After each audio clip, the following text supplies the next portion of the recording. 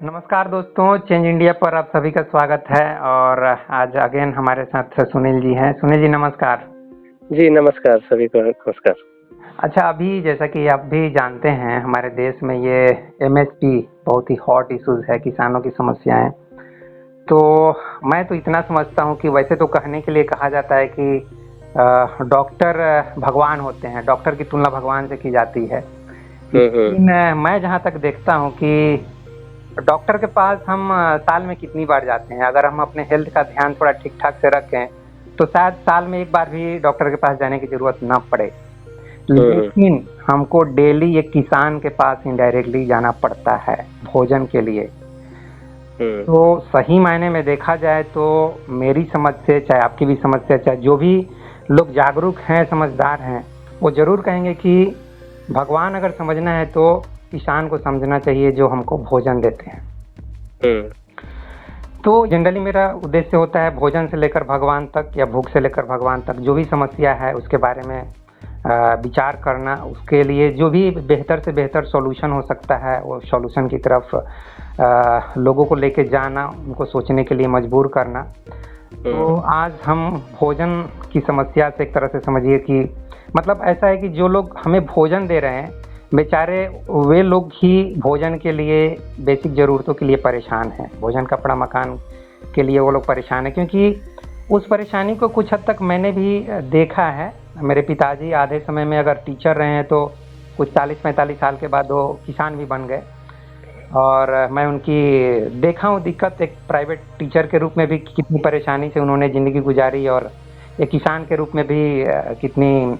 वो तो शुक्र है कि मुझे नौकरी मिल गई, नहीं तो हमारी ज़िंदगी कितनी बदतर होती उसकी कल्पना मैं नहीं कर पाऊंगा। मेरे लिए मुश्किल है, क्योंकि मेरे आंख में आंसू आ जाते थे जब मैं सोचता था कि अगर मुझे जॉब नहीं होगी तो मैं किस तरीके से ज़िंदगी को बिताऊंगा, 2 बीघा खेती से मैं कैसे जी पाऊंगा और क्या करूंगा। सचमुच मैं सोच नहीं पाता था, मेरे विचार जैसे रुक जाते थे। मैं जैसे ध्यान की बात करता हूँ ना, तो वो ध्यान में मैं नहीं जाता था, विचार रुकते थे वहाँ भी, लेकिन आंख से आंसू गिर जाते थे और अंदर में एक तीव्र नफरत का भाव जीवन के प्रति पैदा होता था। उस दौर से भी मैं गुजरा हूँ 20-21 साल की उम्र में। ये सच है, मेरी लाइफ की हकीकत है।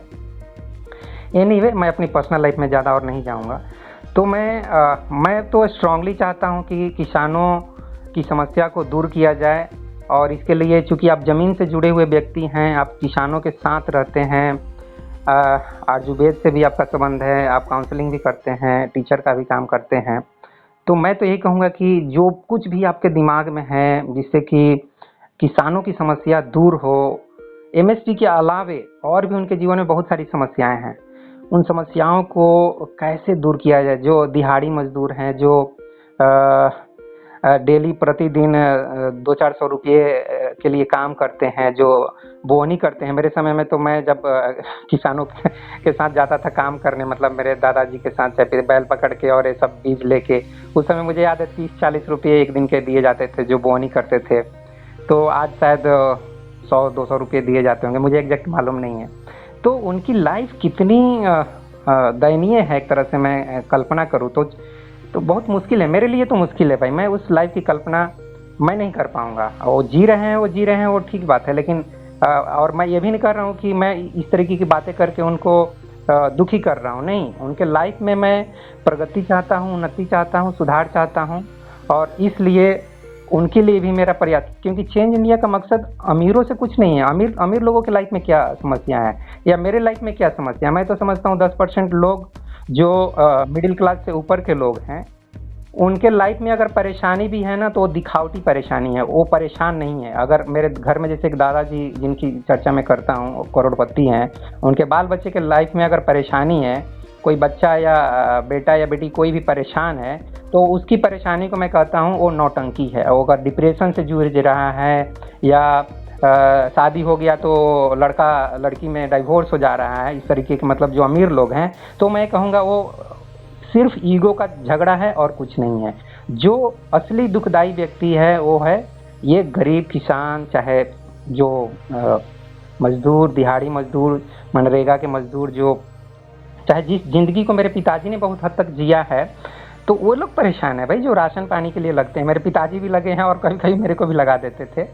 टाटा में जमशेदपुर की मैं बात कर रहा हूँ। तो उस लाइफ को मैंने भी झेला है और इसलिए उस लाइफ में मैं चाहता हूँ कि जितना ज़्यादा सुधार हो सकता है वो सुधार हो। तो सुनील जी, आप अपना विचार रखिए इस बारे में। जी जी देखिए, इसमें अब कहना क्या है, मुझे तो बस एक समझ में आ रहा है कि आपने बोला, बहुत अच्छा बात बोला कि डॉक्टर की जरूरत हमें कम पड़ती है जी और भोजन की जरूरत हमें हर दिन, और किसी को 3 टाइम, किसी को 4 टाइम, किसी को 1 टाइम तो जरूर पड़ती ही। हाँ हाँ हाँ, सही बात है। तो भूख मिटाने वाला भूखा है। ये हाँ, भूख किसी तरह से भूख तो मिट जा रही है, लेकिन उसके भी भाई बच्चे हैं, उसकी भी बीवी है, उसकी भी कुछ ख्वाहिशें हैं, उसका भी अच्छा है घर में रहने का ख्वाहिश है, उसके भी बच्चे पढ़ें, उसके भी बच्चे आगे बढ़ें, वो भी डॉक्टर इंजीनियर बने, क्या उनकी ख्वाहिश नहीं है? उनकी भी ख्वाहिश है।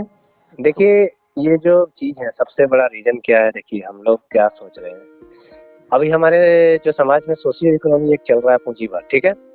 वो तो चल रहा है, तो उसमें नहीं चल रहा है। हाँ, कैसे थोड़ा सा चेंज किया हाँ, चल रहा है ना। लोगों के दिमाग में भी क्या चीज ऐसे थोड़ा डाला जाए, चाहे वो अध्यात्म के नजरिए से हो, धर्म के नजरिए से हो, विज्ञान के नजरिए से हो, समाज के नजरिए से हो, जैसे भी उनके दिमाग में भी कुछ परिवर्तन लाने की जरूरत है, उनको सोचने के लिए मजबूर करने की जरूरत है कि भाई थोड़ा सा आप इनके तरफ भी 2 कदम बढ़ाओ, इनके तरफ भी थोड़ा हाथ बढ़ाओ, इनका भी थोड़ा पकड़ के थोड़ा सा आगे बढ़ने की सोचो। ये मैं जो गरीबी और अमीरी के बीच में जो खाई है ना, वो मत बढ़ाओ, उसको जितना कम हो सकता है उसको कम करो, ये हमारा इरादा होना चाहिए। देखिए, मैं अभी बोल रहा हूँ, सोशियो इकोनॉमी जो है ना हमारी, वो है पूंजीवाद, ठीक है? जी। लेकिन सोशियो इकोनॉमी में जो पूंजीवाद होता है, पूंजीवाद में क्या है? कंपटीशन है। हाँ, वो लोग का तो आपस में कंपटीशन है कि मैं कंपटीशन है, ठीक है? तो किसान जो आपका है, उसको पूंजीवाद बाहर कर दिया है। हाँ, बल्कि उनका कुछ हद तक शोषण भी करने के विचार में है। नहीं, वो तो मैं कुछ और बोल रहा हूँ। मैं बोल रहा हूँ कि आप एक मॉल में जाओगे, जी, मॉल प्रॉफिट के लिए काम कर रहा है। जी जी। आप डॉक्टर पास जाओगे, डॉक्टर अपनी फीस 300 से 500 कर सकता है, 1000 कर सकता है, 1500 कर सकता है। हाँ हाँ, वो प्रॉफिट के लिए काम कर रहा है। मोटा शहर में डिग्री जैसा जॉब जो लोग कर रहे हैं, वो अपने प्रॉफिट के लिए काम कर रहे हैं। जी। किसान को ये हक नहीं है कि वो अपनी प्याज को, चाहे टमाटर को 1000 रुपया किलो बेचे, लेकिन रिलायंस को ये हक है। जी जी। तो जब आपके देश में सोशियो इकोनॉमिक व्यवस्था चल रही है, तो ये उससे भी हक मिलना चाहिए ना कि वो जिस मूल्य पे बेचना चाहे वो बेच सके।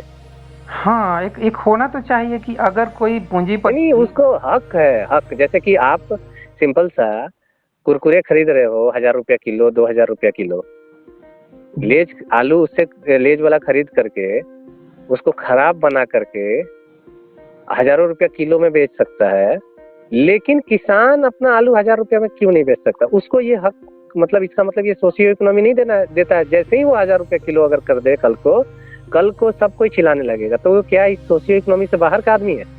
नहीं, वो भी इसी समाज का व्यक्ति है, इसी व्यवस्था। तो जितने लोग हैं लाभ कमाने के लिए हैं और ये हानि कमाने के लिए है।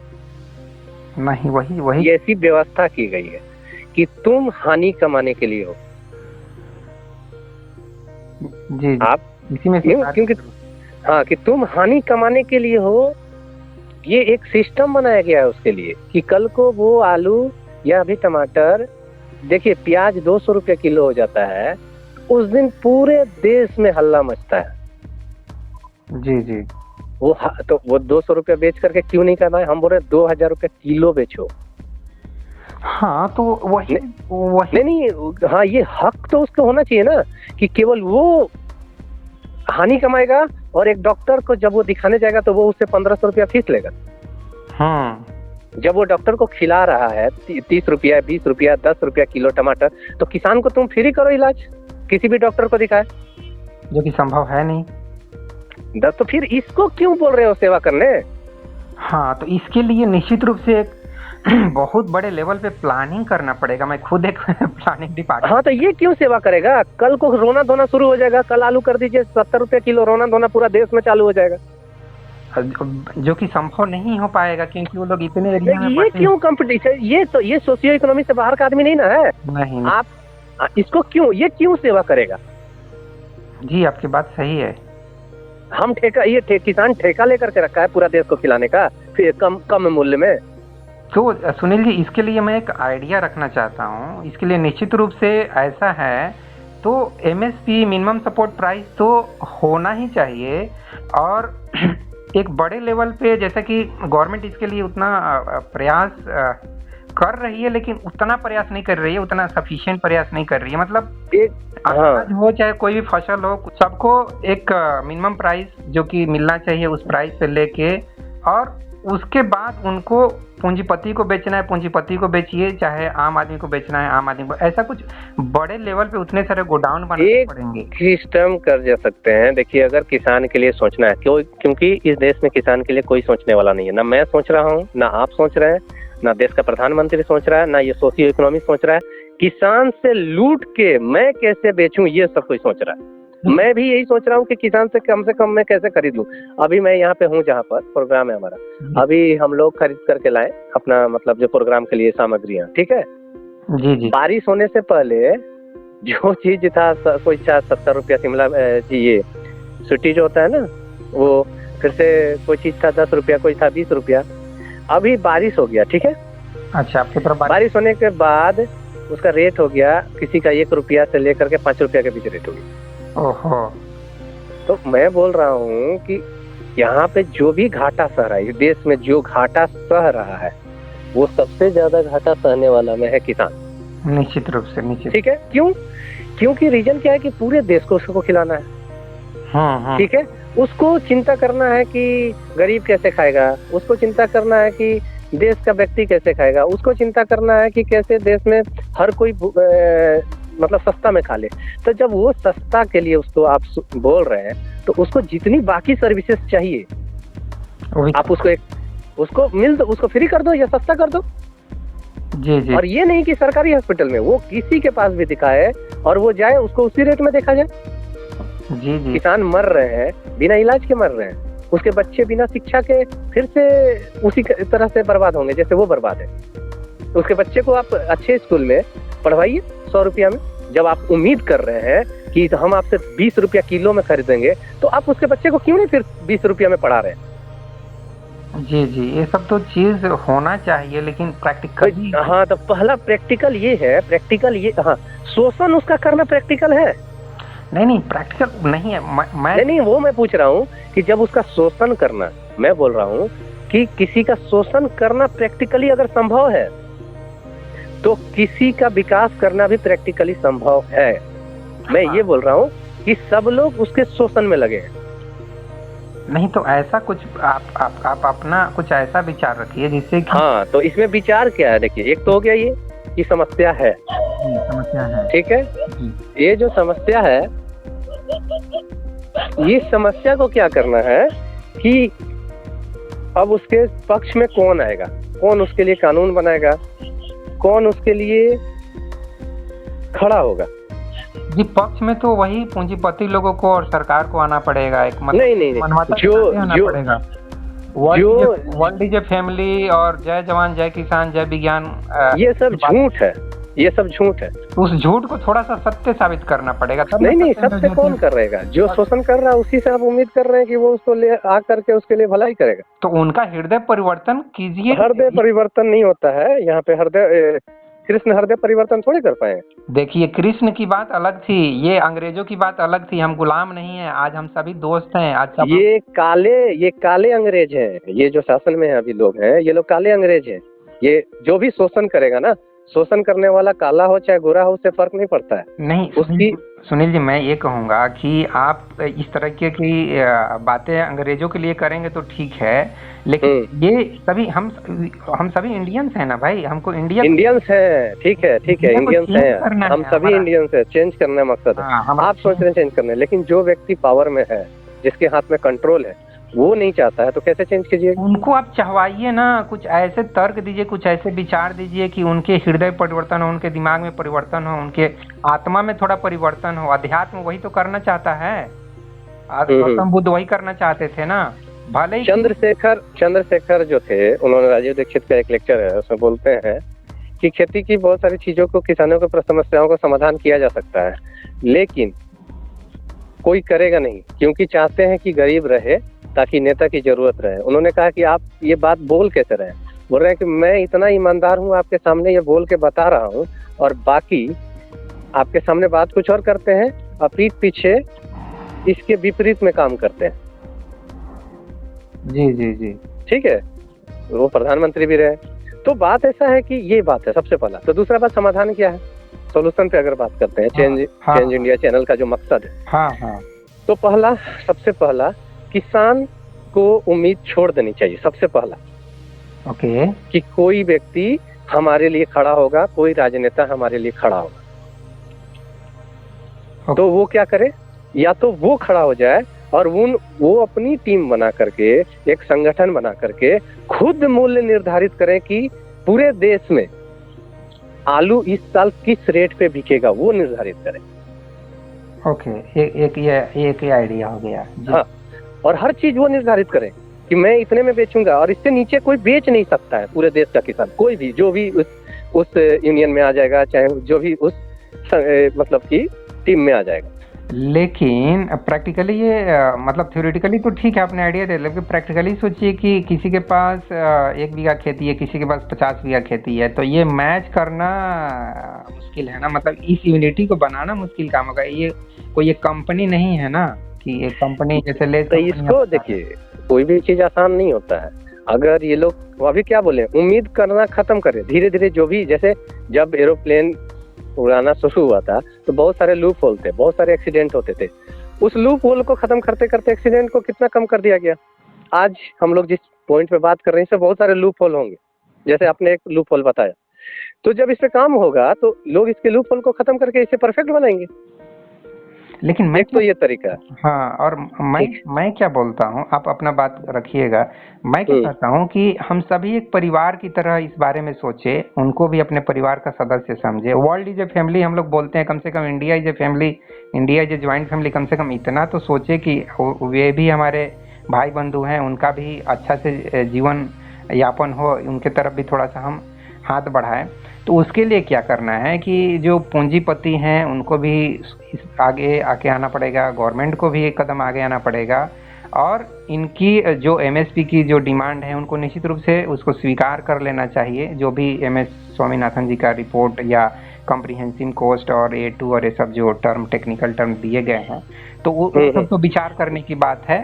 ठीक है, ठीक है। तो दूसरा चीज जो आपने बोला एमएसपी, पहला तो वो खुद आप मतलब ये छोड़ दें किसी से। दूसरा उम्मीद आप बोल रहे हैं सरकार से करने की, सरकार एमएसपी को निर्धारित मिल के, जैसे कि हम सब नहीं, ये मिल के होगा, लेकिन ये तय फाइनली सरकार करेगा। और जब लड़ाई करने जाना होगा, आंदोलन करने जाना होगा, तो किसान ही जाकर के दिल्ली में धरना देगा। मैं नहीं जाऊंगा और आप भी नहीं जाएंगे। जी जी, ये तो बात सही। ठीक है जी, ठीक है जी।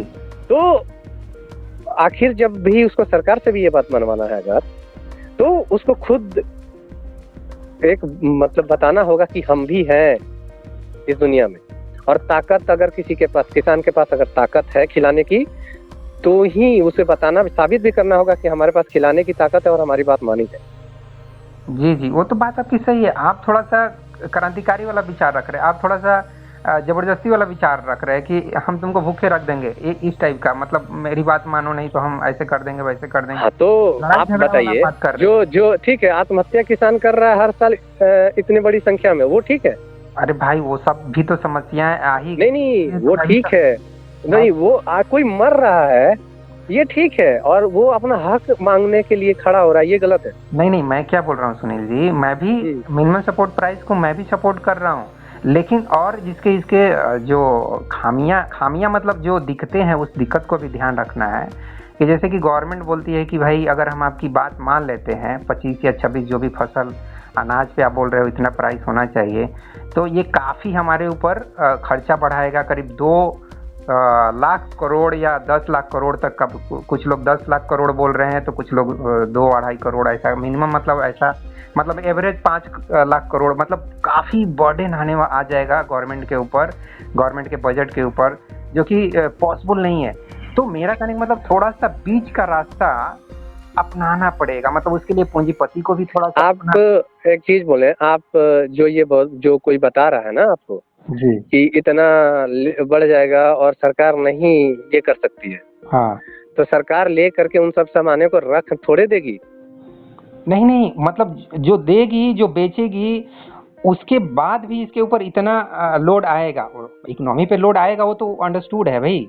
तो सिंपल सा बात है, जब जब जो आदमी, जो मान लीजिए कि सिंपल सा बात है कि अगर उसमें इतना आएगा, मतलब वो लोग नहीं करना चाहते हैं। देखिए एक बात साफ है, मेरा कहने का मतलब है कि हमको थोड़ा सा, पूंजीपतियों को भी थोड़ा सा अपना जेब ढीली करना पड़ेगा, गवर्नमेंट को भी थोड़ा सा अपना जेब ढीला करना पड़ेगा, और किसान को भी थोड़ा सा, अगर वो मान लीजिए कि बोल रहा है कि हम 100 रुपया चाहते हैं, अभी जिसका दाम 50 रुपया है उसका 100 रुपया चाहते हैं, तो उसको भी थोड़ा सा 100 से 80 पे आना पड़ेगा। कहने का मतलब जो मोल मोलाई हम लोग जैसे करते हैं ना सब्जी वाला के साथ, चाहे कहीं पे ज़्यादा रेट जब हो जाता है, तो उससे थोड़ा सा तीनों जो अमीर लोग इसमें आगे आएंगे, गवर्नमेंट आगे आएगी, किसान लोग भी थोड़ा सा झुकेंगे। कहने का मतलब सब लोग थोड़ा सा झुक के दोस्ती का हाथ बढ़ाएंगे, तब इस समस्या का समाधान होगा। मैं तो ऐसा समझ रहा हूँ, क्योंकि अब जैसे कि 1 मिनट और रुक जाइए। अब जैसे कि देखिए, अब ध्रुव राठी ने रिसेंटली एक वीडियो बना दी है, उधर चाहिए तो आचार प्रसाद तो कुछ नहीं बोलते हैं, उनको छोड़िए, रवीश कुमार हैं और प्रसून वाजपेयी और बहुत सारे हैं जो गवर्नमेंट के अगेंस्ट में बात करते हैं, जैसे कि लगता है कोई कांग्रेस पार्टी के भक्त हैं ऐसा। लेकिन मैं ये कहता हूँ कि पार्टी भी, कांग्रेस पार्टी हो, केजरीवाल पार्टी हो, बीजेपी पार्टी हो, जितने भी पार्टियां हैं, वो सब क्यों नहीं बैठ के थोड़ा सा एक परिवार के सदस्य के जैसा थोड़ा बैठ के। देखिए ये सब जो आप बोल रहे हैं ना, ये सब बातें कांग्रेस के समय भी, या क्या कांग्रेस वालों को नहीं पता था कि वो बैठेगी अभी? वही ना, 2014 उसके समय से ही ये सब हो रहा है, उसको नहीं पता था। देखिए ना, कांग्रेस को करना है ना, बीजेपी को करना है ना, आपको करना है फाइनली उन्हीं को। अब सुनिए, चाहे वो लड़ के करे और चाहे वो अपनी समझदारी दिखा करके करे। जी, मेरे ऊपर आपने 2 बार बोल दिया, लेकिन आप बताइए मुझे कि मैं गवर्नमेंट एम्प्लॉय हूँ, मैं क्या कर सकता हूँ? आप मेरे को बोलिए, वो चीज मैं करने के लिए तैयार हूँ। मैं जाके नहीं, इसमें क्या क्या देखिए सॉल्यूशन हो सकते हैं। एक तो हम लोगों ने बात किया कि या तो वो तय करें मूल्य, या तो सरकार से तय करवाए। तीसरा चीज हो सकता है, जैसे प्राउड में एक सिस्टम है जो सोशियो इकोनॉमी बात करता है कि खेती जो है ना, छोटे किसान परेशान है खेती में। तो जैसे मान लीजिए किसी के पास 1 कट्ठा खेत है, किसी के पास 2 कट्ठा खेत है, तो जो मतलब एरोप्लेन का बिजनेस होता है ना, सेम खेती वाला में भी यही झंझट है। हाँ, तो जैसे कि ये चीज 100 सीट है। हाँ, सुनिए ना, इस चीज को शॉर्ट में बताए। उसके लिए तो मतलब आप कह रहे हैं कि जैसे कि एक गांव है, तो गांव के सभी लोग मिलकर इसके ऊपर काम करें, और उनका जो खेत का टुकड़ा है, उस टुकड़े को मिला के काम खेती किया जाए, ये बोलना चाहिए। हाँ, पहले ये बता दे रहे हैं कि कैसे एरोप्लेन में क्या होता है, 100 सीट है अगर, तो 75% जब 75 सीट भर जाएगा ना, तो उसके बाद 76वां सीट जब भरेगा ना, तो वो प्रॉफिट होता है। जी जी जी जी, ठीक है। उसी तरह सेम खेती में 75% जो भी अगर है उसका जो खेत है, वो 75% का जो मतलब उसका ये होगा, तो उसके बाद 25% उसको मतलब बेनिफिट मिलेगा। मान लीजिए 1 एकड़ है, तो 1 एकड़ में मात्र 75% उसका लागत है। जी जी जी जी, प्रॉफिट 25% है, तो 25% में बचाएगा क्या? जी जी जी जी, तो ये परेशानी है। तो जब ये बड़े टुकड़े हो जाएंगे, पूरे गांव के लोग मिल करके अगर कोऑपरेटिव में मिला करके अगर खेती करें, तो वो पूरे गांव के लोग मिलकर के खुद मजदूरी करके भी हो जाएगा उनका काम। लेकिन गांव के लोग इसके लिए तैयार नहीं होते हैं ना, वो नहीं होंगे, मरने के लिए तैयार रहे, मर रहे हैं ना, आत्महत्या कर रहे हैं ना, तो ऐसे धीरे धीरे आत्महत्या करें और धीरे धीरे खेती छोड़े। हर दिन के लोग किसान खेती छोड़ रहे हैं। आप ही बताइए कितने किसान, जैसे आपके पिताजी किसान थे, मेरे पिताजी किसान है, ठीक है, हम लोगों ने खेती अपनाया? नहीं अपना पाए, नहीं, नॉन प्रॉफिटेबल है इसलिए नहीं अपनाए। जी जी, मुझे क्लियर याद है कि मैं बोलता था कि यार ये 2 बीघा खेती का क्या करना है, इसको बेच के हम कुछ धंधा उंधा करेंगे, कुछ बिजनेस करेंगे, ऐसा बोलता था कि तो ये जो नॉन प्रॉफिटेबल है, ये हम लोग नहीं अपनाए। क्यों? हम लोग चालाकी किए कि हाँ भाई यहाँ कुछ नहीं, इसको समझदारी किए, हाँ जो भी किए। लेकिन जिनके पास कोई ऑप्शन नहीं है, वो उसी में जा करके क्या सोचते हैं कि चलो कम से कम जिंदा रहेंगे। लेकिन जब आफत इतना ज्यादा होता है तो आत्महत्या करते हैं। तो यही तो बचाना है ना, यही तो समझदारी देना है कि भाई आपको भी एक कदम आगे आना पड़ेगा। ये टुकड़े 1 कट्ठा 2 कट्ठा रखे हुए हो, इसको थोड़ा सा आपको ज्वाइंटली सोचना पड़ेगा, तभी एक इंडस्ट्री के रूप में एग्रीकल्चर को डेवलप किया जा पाएगा। नहीं तो ये बड़े बड़े बिजनेसमैन लोग भी क्या करेंगे, टुकड़े। हाँ, तो हम लोग का ये जो प्राउथ है ना, प्राउथ में यही बोलता है, जो अभी आप बोले ना बहुत अच्छा लाइन कि ये करना होगा, तो ये बोलता है कि खेती को उद्योग का दर्जा देना होगा। हाँ क्योंकि खेती को अभी हमने क्या बना कर रखा है, हमने बना करके रखा है तुम हमारे लिए उगाओ और हम लोग खाएंगे, और तुम जब हमारे पास आओगे, जैसे मैं डॉक्टर हूँ तो मेरे पास आओगे तो तुमसे 1000 रुपया फीस भी लेंगे, तुमको दवाई भी कराएंगे, और तुम्हारा खेत बेचवा के अगर ऑपरेशन का नौबत आ गया तो तुम्हारा खेत बेचवा के तुम्हारा ऑपरेशन करेंगे। हाँ, और तुम मरने के डर से दोगे भी। हाँ, दोगे भी। तो हर जगह, केवल डॉक्टर के पास नहीं, कि टीचर, अगर मैं टीचर हूँ मेरे पास जाओगे तो इतना फीस भरना होगा, खेती में तुम्हें आ नहीं रहा है, तो हर लोग शोषण करने के लिए उसका खड़े हैं। शोषण वो करवाने के लिए भी तो मजबूर है, ये भी तो देखिए। तो खेती को जब उद्योग का दर्जा दिया जाएगा तो जो फैसिलिटी आज उद्योग को है, जो नियम आज उद्योग के लिए, वो खेती के लिए भी होगा, और जब खेती के लिए ये होगा तो वो डायरेक्ट जो मतलब ये जितने झंझट है कि वो तुम ये नहीं कर सकते, खेती पे इतने तरह के रूल है कि ये खेती करने वाला क्या क्या नहीं कर सकता है, जब उद्योग का दर्जा होगा तो जैसे उद्योग कुछ भी कर सकता है उसी तरह से किसान भी कुछ भी कर सकता है। हाँ, तो कहने का मतलब वही बात आ गई कि इसके लिए मतलब पूंजीपति लोगों को भी आगे आना पड़ेगा, गवर्नमेंट को भी आगे आना पड़ेगा, जो प्लानिंग डिपार्टमेंट वाले हैं, एग्रीकल्चर मिनिस्ट्री वाले हैं, साइंस फील्ड के जो जानकार हैं, सबको मिल के और इसके लिए काम करना पड़ेगा, तब जाके इसका समाधान होगा। आपने एक लाइन बहुत अच्छा बोला, मैं बोल दे रहा हूँ इसमें, कि आपने बोला कि पूंजीपति को आगे बनाना पड़ेगा। हाँ, ठीक है, हम लोग बोल रहे हैं कि किसान को हम पूंजीपति बनाएंगे, हम पूंजीपति को आगे नहीं लाएंगे। अगर उद्योग, खेती को उद्योग का दर्जा होगा ना तो किसान ही बन जाएगा सबसे ज्यादा अमीरों में आने लगेंगे। रीजन क्या है कि उसको उद्योग का दर्जा नहीं है, इसलिए आज हम सोच रहे हैं कि पूंजीपति को लाएंगे। जब उद्योग का दर्जा हो जाता है तो जिसके पास खेत रहेंगे ना, हाँ, वही अमीर बनने लगेगा।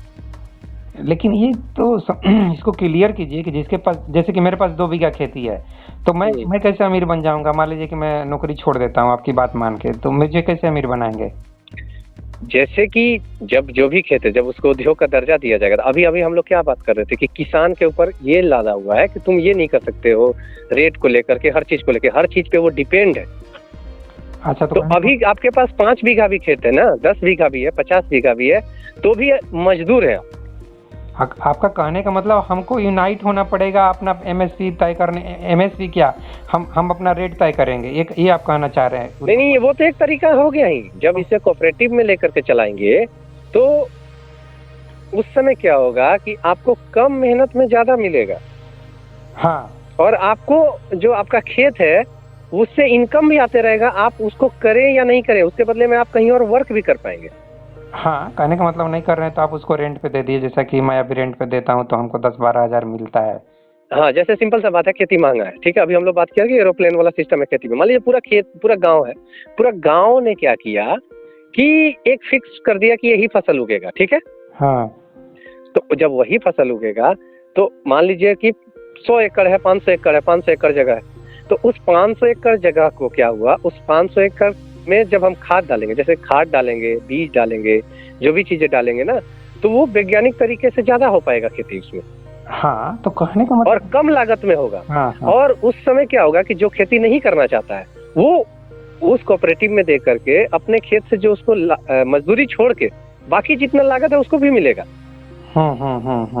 तो आपके पास कम खेत है तो आपको रेंट की तरह रेंट भी मिल रहा है और आप अपना उपयोग कहीं और भी कर सकते हैं। तो वो फंसा हुआ तो नहीं ना है 2 बीघा के चक्कर में। नहीं।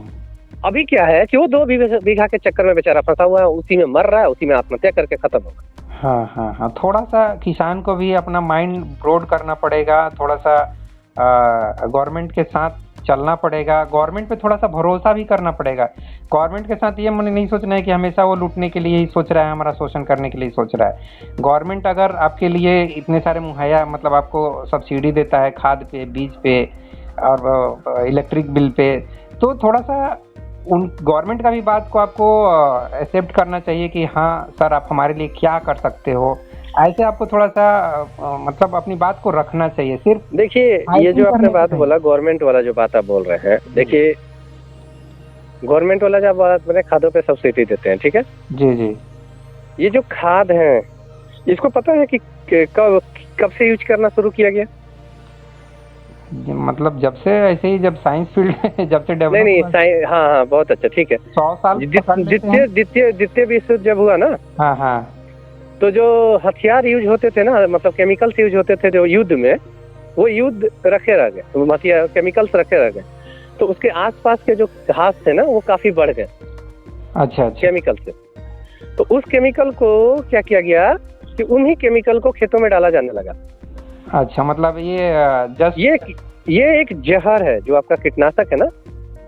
वो आपकी बात सही है। ठीक है, तो आप सोचिए, आप जो बोल रहे हैं, हमें बहुत सारे चीजों पे ध्यान देना होगा कि सरकार हमें दे रही है। किसान अभी क्या है, हम लोग एग्रीकल्चर साइंटिस्ट लोगों को, जो एग्रीकल्चर साइंटिस्ट पहले बोलता था कि खेतों में खाद डालो, और वो अब बोलता है कि नहीं डालो। तो जो खेती में मतलब कि एग्रीकल्चर फ्रॉड हो रहा है, उससे भी किसान को बचाना होगा। हाँ, कहने का मतलब ये ये है जो कि हाँ, जैसे खाद गवर्नमेंट में, सिर्फ आपका बुरा नहीं चाह रही है, मैं ये पॉइंट रखना चाह रहा हाँ हूँ। हाँ वो आपका पॉइंट सही है, जी। लेकिन गवर्नमेंट को बुरा नहीं चाह रही है। हाँ। लेकिन जो खाद पूरे देश में चल गया, अभी देखिए पंजाब जो जगह है, वहाँ कैंसर का वो मतलब भारत का ये है, एक तरह से सबसे ज्यादा कैंसर पेशेंट है पंजाब में। हाँ, क्योंकि वो सबसे कैंसर। ज्यादा खाद यूज करते हैं। जी जी जी जी। ठीक है, तो आप बताइए कि गवर्नमेंट हमारे भी पक्ष में नहीं है, लेकिन जो पूंजीवाद मतलब जो खाद बनाने वाली कंपनियां हैं, उन्होंने क्या किया, उन्होंने गवर्नमेंट से किस तरह से मतलब कि टाई अप किया कि उन्होंने खाद को प्रसारित करवाने में उनका हेल्प किया, उस खाद का जिसके द्वारा कैंसर सबसे ज्यादा हो रहा है। वो तो बात आपकी सही है, तो ये तो समस्या अलग ही एंगल पे चला जाएगा अभी। हाँ, तो ये बता रहे हैं कि इतनी ज्यादा मतलब एक है एग्रीकल्चर मतलब फ्रॉड लोग भी हैं इसमें, उनसे भी इनको बचाना है या बचना है इनको। दूसरा, अपनी स्थिति भी इनको सुधारनी है। देखिए अभी देखिए कि एक मान लीजिए कि आपने बोला था ना कि अगर मेरे पास 2 बीघा खेत है तो मैं क्या करूंगा। अभी एक होता है जीरो बजट एग्रीकल्चर, ठीक है। जैसे कि मैं खेती कर रहा हूँ, तो एक तरीका है कि उसमें देखिए अभी मैं खाद भी खरीदूंगा, बीज भी खरीदूंगा, और मैं खेती करने के लिए जो भी मतलब ट्रैक्टर लाऊंगा, सब कुछ लाऊंगा। तो हर चीज में क्या कर रहा हूँ, इन्वेस्ट कर रहा हूँ पहले। हाँ हाँ। ठीक है, मेरे पैसे लग गए, और जिसको प्रॉफिट कमाना था उसने मुझसे कमा लिया। खाद वाले ने प्रॉफिट कमा लिया, बीज वाले ने प्रॉफिट कमा लिया, ट्रैक्टर वाले ने प्रॉफिट कमा लिया, सबने प्रॉफिट कमा लिया। ठीक है, हाँ हाँ। अब क्या हुआ, जब मेरे पास मेरा लगाना था 20 रुपया, आना था निकला उसमें से 20 रुपया, और मैंने लगा दिया उसमें 25 रुपया। हाँ हाँ। तो अगर इसको जीरो बजट एक खेती एग्रीकल्चर होता है, जिसमें कि आपका लगता है 0 रुपया, हाँ, और आता है पूरा जितना आपका 25 रुपया आया, 20 रुपया आया, तब आप उसमें प्रॉफिट बचा सकते हैं। अभी क्या हो रहा है कि एग्रीकल्चर, किसान और खेत के बीच में ये जो प्रॉफिट कमाने वाले लोग हैं, इनको खत्म करने की जरूरत है। जीरो बजट एग्रीकल्चर लाने की जरूरत है, तब किसान जो छोटे किसान है बच पाएंगे। जी जी जी। हाँ, मत कहने का मतलब बहुत सारी चीज़ें हैं जिस पर विचार करना और उस पर उसको इम्प्लीमेंट करने की ज़रूरत है। और एक चीज़ और मेरे दिमाग में आ रहा है कि जैसे कि गवर्नमेंट का जो बजट है, मान लीजिए कि 100 रुपये का बजट है, तो उसमें से मैक्सिमम मैं चाहता हूँ कि एग्रीकल्चर पर खर्च हो, और उसके बाद एजुकेशन पे खर्च हो। कम से कम जो है लड़ाई झगड़े वाली चीज़ है जो एटम बम और ये डिफेंस उफेंस, जैसे कि डिफेंस में मैं हूँ, लेकिन फिर भी मैं समझता हूँ कि ये जो हथियार की बिक्री है, इसके ऊपर तो वर्ल्ड को भी समझना चाहिए कि इस पर जितना कम खर्चा हो। तो मतलब कहने का मतलब जो प्रोडक्टिव जो चीज़ें हैं, जो अच्छी चीज़ें हैं, उसके ऊपर ज़्यादा खर्चा किया जाए, जिसमें से एग्रीकल्चर भी नंबर 1 पे रखना चाहिए उसको, क्योंकि उससे हमारा पेट भर रहा है, उससे हमारा जीवन अच्छा बनेगा। और साइंस की तरफ भी ज़्यादा ध्यान देना चाहिए कि साइंस भाई अच्छी चीज़ों पे साइंस काम करे, जिससे कि हमारा देश और दुनिया विकसित हो। लाइक सेमीकंडक्टर अभी बनाने की बात हो रही है, तो इन सब चीज़ों पर और मून स्पेस जाने में जो खर्चा किया जाता है ना, मैं तो समझता हूँ उस पर कम से कम खर्चा किया जाए। क्योंकि वो मून पे जाइए चाहे मार्स पे जाइए, उससे कुछ ज़्यादा होने वाला नहीं है। आप मून पे जाके रहने के बारे में सोच रहे, तो वो मतलब मैं तो समझता हूँ कि वो मूर्खता है। आप धरती पे हैं, धरती को जितना सुंदर बना सकते हैं सुंदर बनाइए। धरती को सुंदर बनाने में सबसे ज़्यादा रोल साइंस का रोल हो सकता है, हमारे किसान भाई का हो सकता है, इन सब पे आपको ज़्यादा ध्यान देना चाहिए। तो ये मैं एक अपना विचार रख रहा था जी। नहीं नहीं, आपका विचार बिल्कुल सही है, लेकिन बात ऐसा है कि बाकी फील्ड अपने जगह उतने ही महत्वपूर्ण है जितना खेती। लेकिन होता क्या है ना कि सबको ही महत्वपूर्ण है। मान लीजिए 5 व्यक्ति खड़े हैं कहीं पे, जी जी पांचों व्यक्ति महत्वपूर्ण है, जी लेकिन एक व्यक्ति के पैर में जोंक लगा हुआ है। जी जी ठीक है, महत्वपूर्ण पांचों है, डिफेंस भी महत्वपूर्ण है, आसमान में जा रहे हैं वो भी महत्वपूर्ण है, लेकिन किसान जो है, किसान का उसकी जो खेती है हाँ हाँ उसमें जोंक लगा है, तो जोंक को हटाना जरूरी है। हाँ हाँ, वही तो मैं भी बोल रहा हूँ कि एग्रीकल्चर और एजुकेशन, ये दो चीज़ पे मैक्सिमम हमको खर्चा करना चाहिए कंपेयरिंग टू बाकी अदर्स लाइक डिफेंस। डिफेंस सब वर्ल्ड, अब वर्ल्ड इज ए फैमिली। अब जब सब देश अगर मिल के थोड़ा सा रहने की सोचेंगे, एक दूसरे का सपोर्ट करने के बारे में सोचेंगे, तो डिफेंस पे खर्चा बहुत कम हो जाएगा। क्योंकि डिफेंस तो क्या अल्टीमेटली क्या है, डिस्ट्रक्शन की तरफ लेके जाएगा, और क्या होगा, मतलब वो लड़ाई झगड़ा। तो डिफेंस का अपना योगदान है, अपने जगह सही है। हम लोग जब जब एग्रीकल्चर का जो ये चीज है, एग्रीकल्चर अपने जगह सही है, लेकिन डिफेंस में कम से कम ये तो है कि उनको अपना, मतलब जैसे आपको अपना सैलरी मिल रहा है, ठीक है, तो ये जिनको, हाँ जी, बता रख लीजिए जी। हाँ जो भी चीज है, डिफेंस अपने जगह सही है। मान लीजिए कल को चाइना हमला कर देता है देश पे, तो कौन बचाएगा? तो वही तो बात कह रहा हूँ ना कि सभी वर्ल्ड के जो देश हैं उन सबको ये डिस्ट्रक्शन की तरफ से ध्यान हटा के, एटम बम और हाइड्रोजन बम जो डिस्ट्रक्शन के इतने सारे हथियार बने हुए हैं, उन सबको मिनिमाइज कर देना है और एक दूसरे को हाथ बटाना है कि भैया तुम्हारी गरीबी और बेरोजगारी कैसे हम दूर कर सकते हैं। चाइना को इंडिया को हेल्प करना चाहिए, इंडिया को पाकिस्तान को हेल्प करना चाहिए, बांग्लादेश को हेल्प करना चाहिए।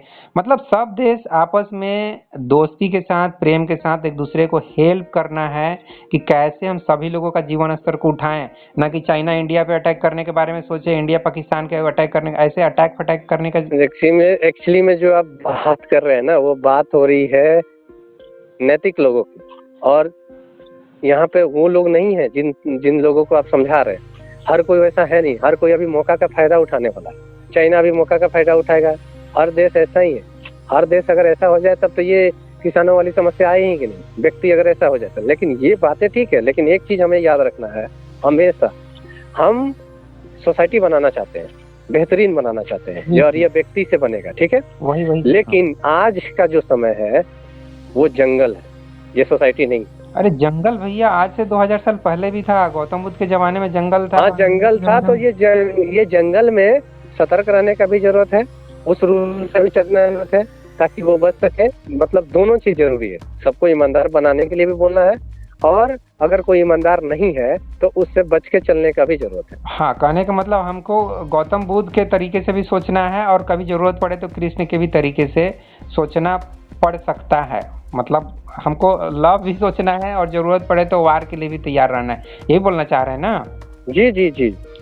अब मान लीजिए सिंपल से आप रोड पे गाड़ी चला रहे हैं जी, आप तो सही से चला रहे हैं, और कोई दारू पी के चला रहा है, तो उससे अलर्ट भी रहना है हमको। हाँ अलर्ट भी रहना है। तो बुरे लोगों जो है, जो किसानों का शोषण कर रहे हैं, हाँ, उनसे उनको अलर्ट रहना है, और अपनी गुणवत्ता को, अपनी नैतिकता को नहीं खोना है। हाँ, कहने का मतलब ये भी था मेरा कि जो लीडर्स होते हैं निश्चित रूप से इंटेलिजेंट होते हैं, अब भले ही कनिंग भी होते हैं, वो अलग बात है सुनील जी। इंटेलिजेंट होते हैं, इसमें कोई डाउट नहीं है, लेकिन साथ ही उनको अपनी पावर, प्रतिष्ठा, नेम, फेम, कुर्सी, वो सब का भी एक लालच होता है। लेकिन हम ये नहीं बोल सकते कि वो लोग बिल्कुल बेवकूफ़ होते हैं। जैसा कि रजनीश देखेंगे कि बहुत ज़्यादा शिकायत करते थे, पॉलिटिशियन लोग का तो बहुत ज़्यादा शिकायत करेंगे। तो उस तरीके से हमको नहीं सोचने की ज़रूरत है। हमको सोचना कि वो लोग भी समझदार हैं, उनको थोड़ा सा अब और भी समझदारी को ऊपर उठाने की ज़रूरत है, और जी। लड़ाई झगड़ा से दूर हट के जो अच्छी चीज़ें हैं, जो प्रोडक्टिव चीज़ें हैं, उसके तरफ ज़्यादा ध्यान देने की ज़रूरत है। क्योंकि वो पैसा को अगर वहाँ से हटा के अगर आप इस तरफ लेके आएंगे, एग्रीकल्चर पर लगाएंगे, पोल्यूशन रोकने के लिए पेड़ पौधे को लगाएंगे, और बाकी जो नदी और ये सब जो गंदे हैं उनको साफ सफाई पे लगाएंगे पैसा, तो बहुत पैसा आपका बच जाएगा इन सब चीज़ों पे खर्च करने के लिए, और धरती बहुत ही उससे सुंदर बन सकती है। मैं ये कहना चाहता हूँ। जी जी, आप बहुत अच्छा बोल रहे हैं कि रजनीश पॉलिटिशियन के बारे में बहुत कुछ बोले। मैं इस रजनीश के उस वक्तव्य को उतना, मतलब मैं समझता हूँ कि उतना ये नहीं है जैसा वो बोलते हैं। बात ऐसा है जी कि अगर नेता खराब भी है जी, तो वही आपका जीवन निर्धारित करता है। हम उसको सिलेक्ट भी तो किए हैं, ऐसे भी तो हाँ, सिलेक्ट किए हैं, तो कोशिश करना है कि अच्छे को सिलेक्ट करें और जो है खराब उसको उससे काम अच्छा करवाने का कोशिश करें। अरे वाह, बहुत बढ़िया बहुत बढ़िया। जो खराब भी है चुन लिए हो तो उसे कैसे उसको प्यार से, जैसे होता है ना कि कभी गधे को भी जरूरत पड़ता है तो बाप बोलना पड़ता है तो यही बोलना चाह रहे हैं आप कि नहीं तो नहीं, क्योंकि उसके हाथ में पावर दे दिए है ना, पावर या दे तो दिए। उसके हाथ में पावर मत दीजिए। आप क्या कीजिए कि ओशो जैसे व्यक्तियों के हाथ में पावर दे दीजिए, और ये हो नहीं सकता है।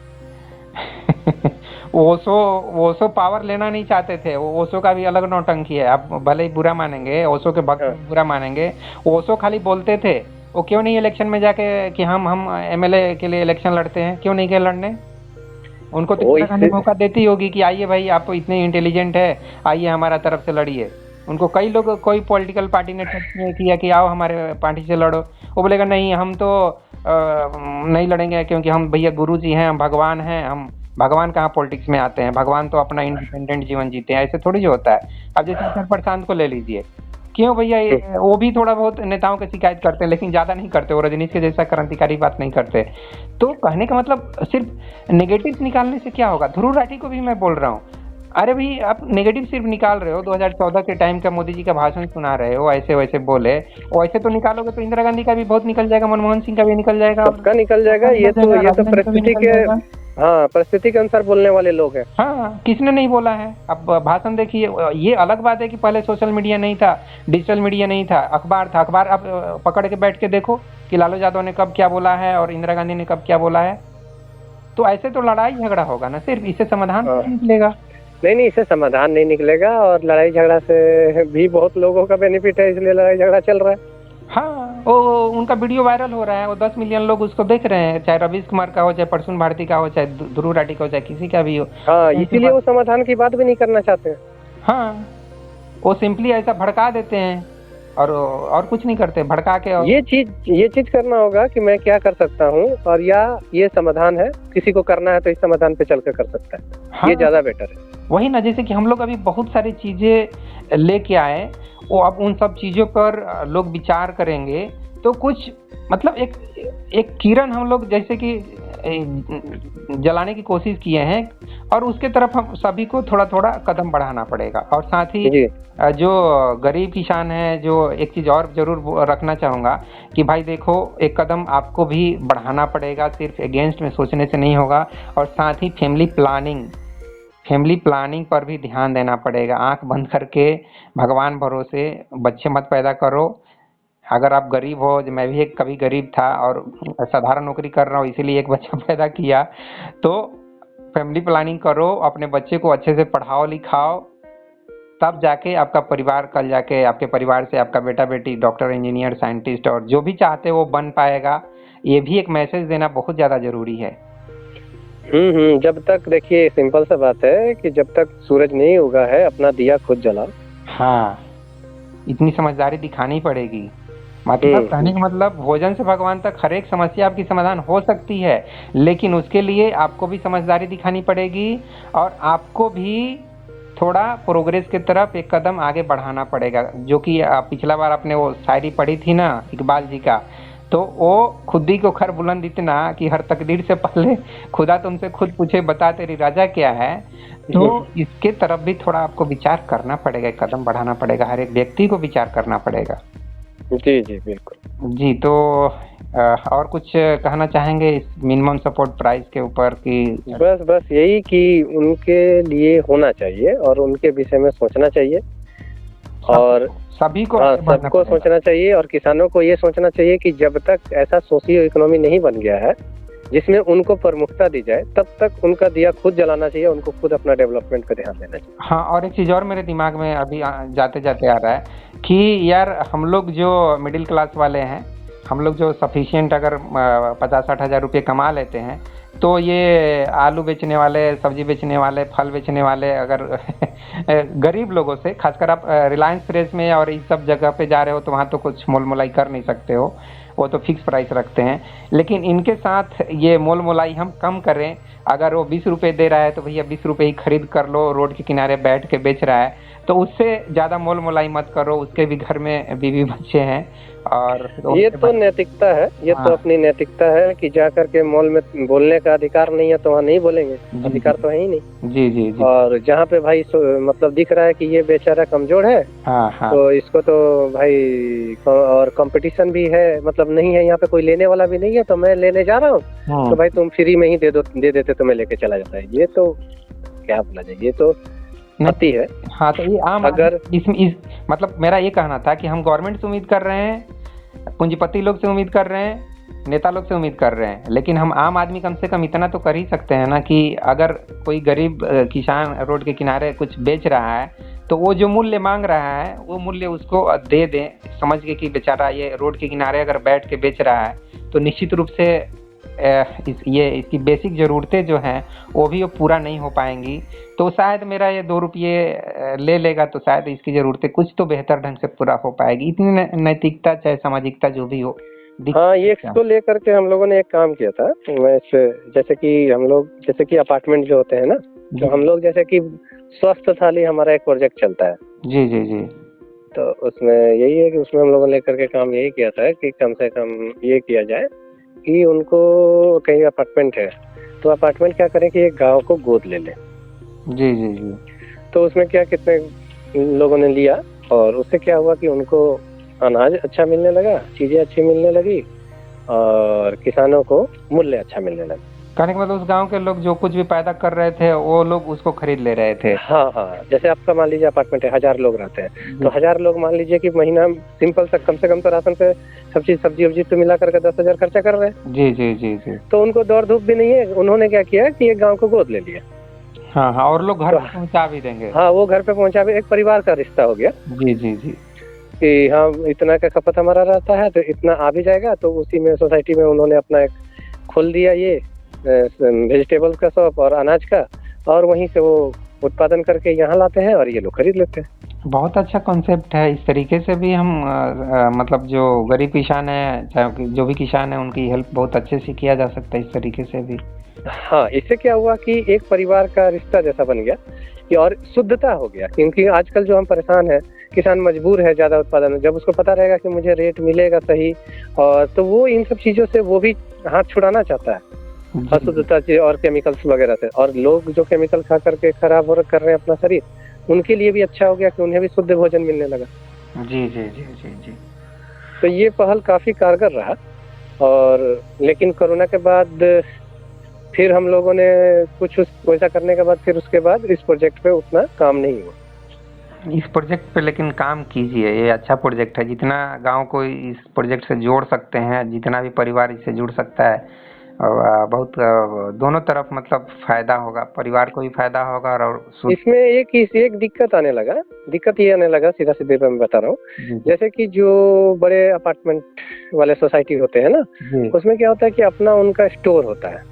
हाँ, वो लोग तो उसमें ये दिक्कत होने लगा कि वो लोग मना करने लगे और वो लोग फिर कंपटीशन का ये करने लगे। फिर उसके बाद हुआ कि वो उसमें राजनीति वगैरह करने लगे, फिर हो गया कि उसमें कमीशन खोरी करने लगे और फिर वही किसान को बाहर करने। हाँ हाँ हाँ, ये तो बात। तो ये भी हम लोगों ने झेला। और इससे हानि किसको हुआ? इसको हानि हुआ डायरेक्ट कंज्यूमर और किसान। मतलब आपको शुद्ध भोजन नहीं मिलेगा और किसान को मूल्य नहीं मिलेगा। जी जी। तो यही सब बहुत सारा एक तरह से देखेंगे तो समझिए बहुत सारा फैक्टर्स है जिसके वजह से इस तरीके से मतलब सभी लोग दूर हो गए हैं एक तरह से। देखिए सब स्वार्थी एक तरह से हो गए हैं, सब सिर्फ अपना फायदा देख रहे हैं। और हाँ, तो मैं बोलूँगा जैसे कि आप लोग का सोसाइटी है या किसी का भी सोसाइटी है, हम लोग का जो भी सोसाइटी है, सोसाइटी वाले अगर कोई सुन रहे हो तो अगर वो अपने आप को स्वस्थ रखना चाहते हैं तो देखिए सबसे पहला जो जहाँ से आपका भोजन आता है वो खेत है।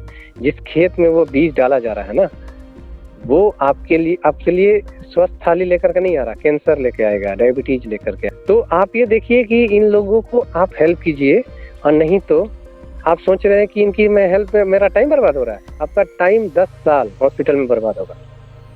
जी जी जी। आप 10 साल घिंचेंगे, 10 साल जो आपने कमाया है सब हॉस्पिटल में देंगे और फिर मरेंगे।